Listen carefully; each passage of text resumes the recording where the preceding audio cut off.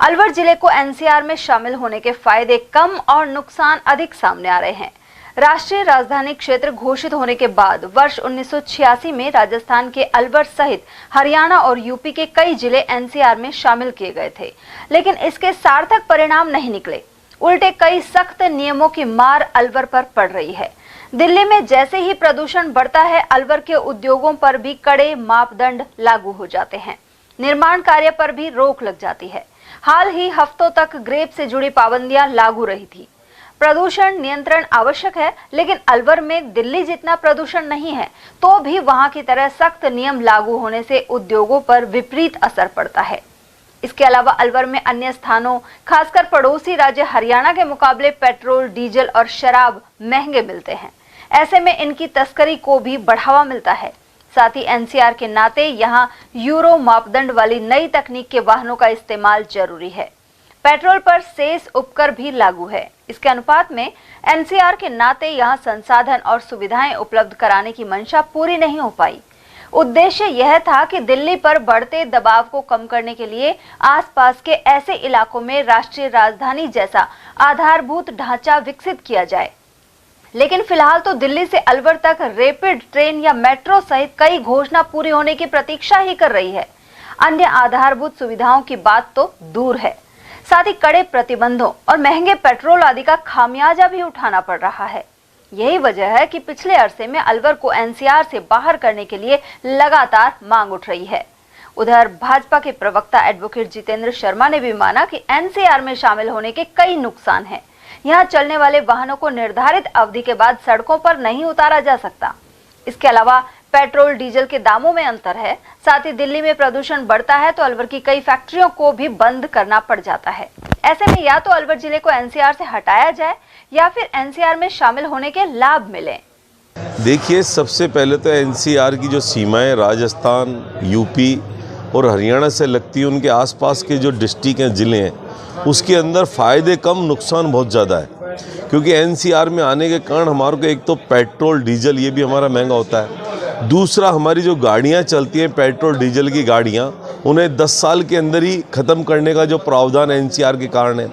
NCR Delhi के अंदर जो प्रदूषण होता है, उस प्रदूषण के कारण उस प्रदूषण का नुकसान यहाँ भी होता है, परंतु एनसीआर में होने के कारण उस प्रदूषण के कारण अलवर के और हरियाणा के और राजस्थान में जो हमारे ज़िले पड़ रहे हैं, उन ज़िलों के अंदर जितना भी निर्माण कार्य है, फैक्ट्री है, छोटे मोटे उद्योग धंधे हैं, उन उद्योग धंधों को बंद करना पड़ता है। उस पर एनजीटी के द्वारा आदेश पारित किया जाता है कि वहाँ प्रदूषण फैल रहा है दिल्ली के अंदर, तो उसका प्रभाव एनसीआर में पड़ता है और एनसीआर के जितने क्षेत्र लगे हुए हैं उनके अंदर भी वो उद्योग धंधों को बंद करना पड़ता है। एनसीआर से हमारे को फ़ायदे न होके नुकसान ज़्यादा है। हमारे यहाँ के लोकल विधायक, मंत्री, इन सब लोगों की मांग है, आम जनता की मांग है कि अलवर ज़िले को एनसीआर में से हटाया जाए और एनसीआर में से हटा के हमको और भी अन्य विकास कार्य जो हमारे यहाँ चल रहे हैं, उन विकास कार्यों के अंदर जो रुकावट एनसीआर के कारण आती है वो बंद होगी।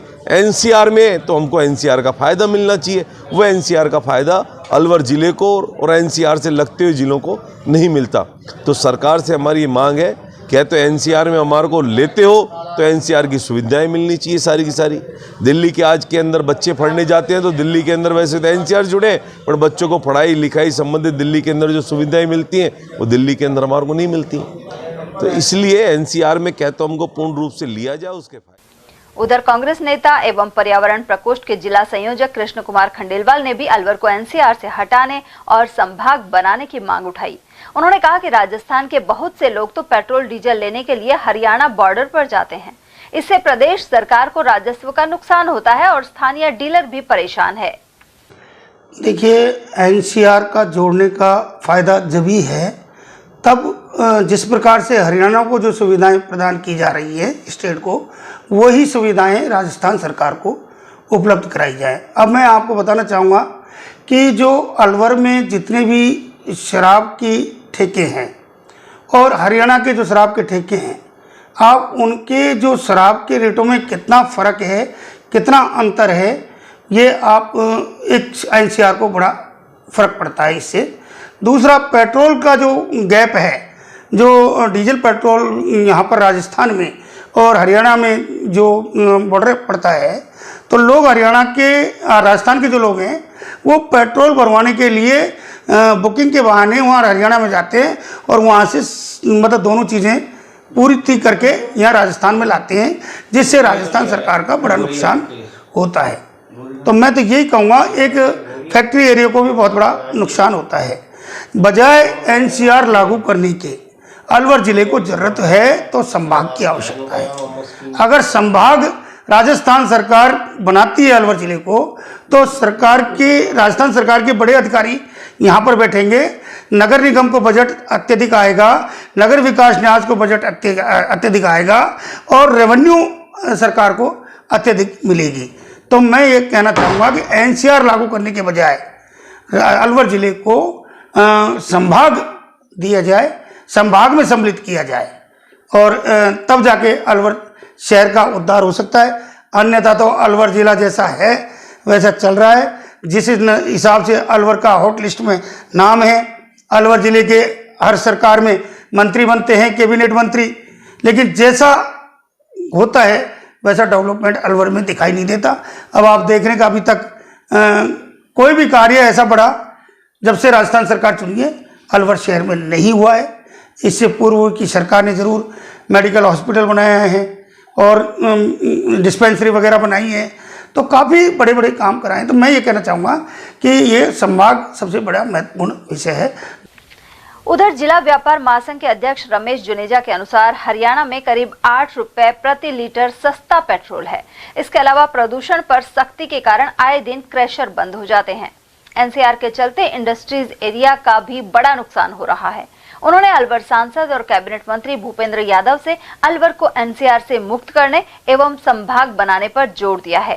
साथ ही बताया कि इसे लेकर हस्ताक्षर अभियान चलाया गया था। एनसीआर से व्यापारी को नुकसान हुआ है, क्योंकि एनसीआर से जो फायदा वास्तव में अलवर को मिलना चाहिए था वो एक भी नहीं मिला। सबसे पहले तो आप पेट्रोल को ले लो। हरियाणा भी एनसीआर में आता है, अलवर भी एनसीआर में आता है।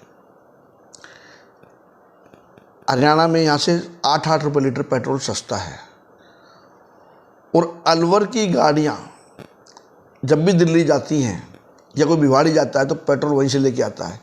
इससे राजस्थान गवर्नमेंट को भी नुकसान है और अलवर को भी नुकसान है, क्योंकि अलवर का पैसा हरियाणा सरकार में जा रहा है। जो राजस्व है, जिले का राजस्व, स्टेट का राजस्व स्टेट में रहेगा तो वहाँ का विकास होगा। तो ये बहुत बड़ा नुकसान है। दूसरा, एनसीआर को लेकर आए दिन जो फैक्ट्रियाँ बंद की जाती हैं वो बहुत बड़ा नुकसान है। फैक्ट्रियाँ बंद होने से जो व्यापारी वर्ग है वो अपना काम बंद करता है, जो वहाँ लेबर लग रही है वो अपना काम नहीं कर पाती। डबल नुकसान, लेबर को काम नहीं मिला और मालिक के जो फैक्ट्री में काम होना चाहिए, किसी को कोई ऑर्डर है माल की पूर्ति करनी है तो माल की पूर्ति नहीं कर पाता। आए दिन क्रेशर बंद होते हैं एनसीआर को लेकर के। ये बहुत बड़ा नुकसान है, क्योंकि किसी भी चीज़ की पूर्ति करने के लिए कंटिन्यू मशीनरी चलनी चाहिए। जब कुछ दिन के लिए जो चीज़ बंद हो जाती है तो निश्चित तौर से बंद का फायदा फिर क्या करते हैं, माल की शॉर्टेज दिखा करके अपने रेट बढ़ा देते हैं। उसका वजन किस पर बढ़ा? आम जनता पर। सरकार का तो पड़ना नुकसान हुआ ही हुआ, आम जनता का भी नुकसान हुआ। इसलिए मैं चाहूँगा सरकार से, केंद्र सरकार से निवेदन करना चाहूँगा, हमारे अलवर जिले के लोकप्रिय सांसद केंद्रीय मंत्री माननीय उपेंद्र जी से भी कहना चाहेंगे कि अलवर शहर को एनसीआर से मुक्त किया जाए, क्योंकि आप आज उस जगह बैठे हैं चाहे जो कर सकते हैं और अलवर जिले की जनता का ध्यान आज की तारीख में आपके ऊपर बहुत ज़्यादा है, क्योंकि अलवर का विकास भी आप ही करा पाएंगे और एनसीआर से मुक्त करोगे तो स्टेट का पैसा स्टेट में रहेगा। दूसरी चीज़ मैं कहना नहीं चाहूँगा, आप शराब को ले लें। आज हरियाणा में और अलवर में 300 रुपये बोतल में रेट का फर्क है। जो पीने वाले लोग हैं वो हरियाणा से जब भी दिल्ली जाते हैं 2-2 बोतलें रख लाते हैं, 3-3 बोतलें रख लाते हैं। वो नुकसान भी स्टेट का ही हुआ। या तो एनसीआर के, दिल्ली के, हरियाणा के रेट के बराबर के वो चीज़ें यहाँ अलवर में लागू करें, एनसीआर में रखना है तो। और वो रेट लागू नहीं करते हैं तो एनसीआर से मुक्त किया जाए, जिससे कि ज़िले का विकास हो सके।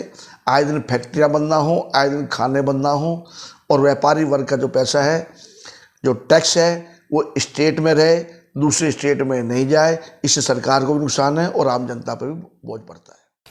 उधर कम्युनिस्ट पार्टी की राय देखें तो पार्टी नेता तेजपाल सैनी का कहना है कि अलवर जिले को एनसीआर में जोड़ने से कोई फायदा नहीं मिल पा रहा है। इसके अलावा जिले से विशाल औद्योगिक क्षेत्र भिवाड़ी को अलग करने से राजस्व भी काफी कम हो गया है।